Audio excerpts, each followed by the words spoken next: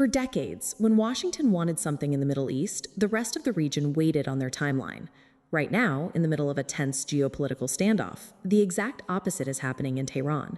Pakistan's army chief, General Asim Munir, has been camped out in the Iranian capital for an unusual 72-hour stretch. A visiting military official doesn't linger for 3 days, unless there's a serious negotiation on the table. Munir's acting as a back-channel messenger, carrying a direct deal offer from the United States. Historically, American peace deals in this region are swift. A president issues demands, and local powers comply to avoid military or economic ruin. But Iranian officials are intentionally stalling. They are taking Munir's messages, reviewing them through their own political processes, and forcing the American administration to wait days for a response. Washington's obvious rush to finalize a deal has handed Tehran the ultimate negotiating leverage. The timeline is no longer controlled by the White House. To understand America's urgency, look at the recent military campaigns. The U.S. deployed heavy assets, including B-2 stealth bombers, to strike Iranian infrastructure. The goal was to force a quick submission. It didn't work. Now, Donald Trump needs a rapid exit strategy. He requires a deal he can package as a domestic PR victory for his supporters, maintaining the image of American global strength. The clock is ticking because of the international calendar. Trump is scheduled for major diplomatic summits in May, including a highly anticipated trip to China. Sitting across the table from rival superpowers like Xi Jinping requires leverage. The U.S. cannot afford to arrive in Beijing while visibly bogged down in an unwinnable Middle Eastern conflict. Iran's diplomatic corps reads the geopolitical calendar just as well as the State Department. They know Washington is desperate to wrap this up before those summits.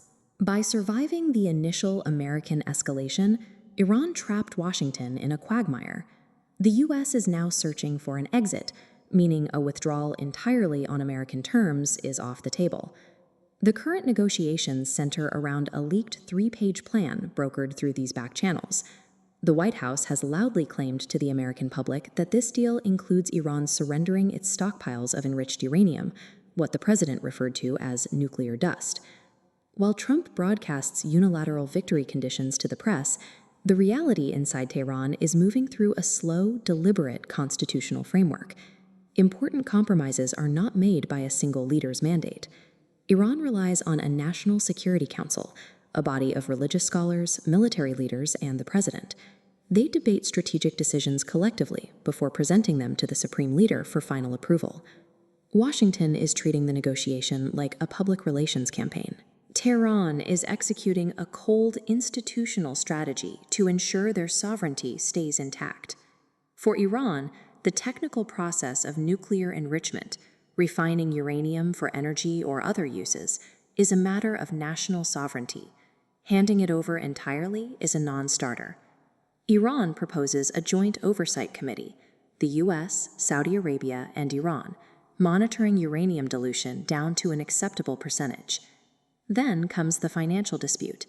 The U.S. holds $20 billion in frozen Iranian assets.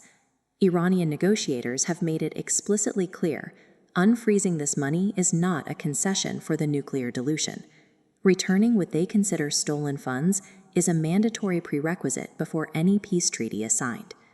Tehran is using the diplomatic table exactly the way military commanders use the battlefield, to reclaim lost territory and force the opponent into a corner.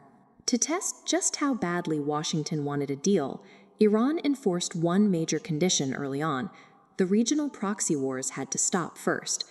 The sudden 10-day ceasefire in Lebanon was the direct result of this pressure. That ceasefire bypassed the traditional power structures. It was announced without including the Israeli Prime Minister, proving that Washington was willing to override its closest regional ally to appease Iranian demands. Simultaneously, commercial shipping through the Strait of Hormuz has resumed, but the ships are moving strictly along paths designated by Iranian maritime authorities, completely ignoring the previous American naval blockade. By securing a pause in Lebanon and controlling the shipping lanes, Iran achieved major regional objectives without having to sign a single page of the American treaty. When you look past the back channels in Tehran, a much larger geopolitical shift is happening across the region. Take a look at this map. Traditional U.S. allies are breaking rank. Saudi Arabia is communicating directly with Iran. Meanwhile, the UAE Crown Prince is taking direct meetings with Beijing to discuss regional stability. Notice how Washington is left disconnected from these new diplomatic channels. Arab and Muslim nations are realizing they no longer need the United States to mediate their conflicts. They are building their own security frameworks. The strategy of projecting overwhelming military force to dictate terms in the Middle East has fractured against a united Eastern-leaning front. Decades of Washington operating as the sole architect of the region are over. Today, the U.S. is the one waiting for an answer, hoping for a seat at the new table.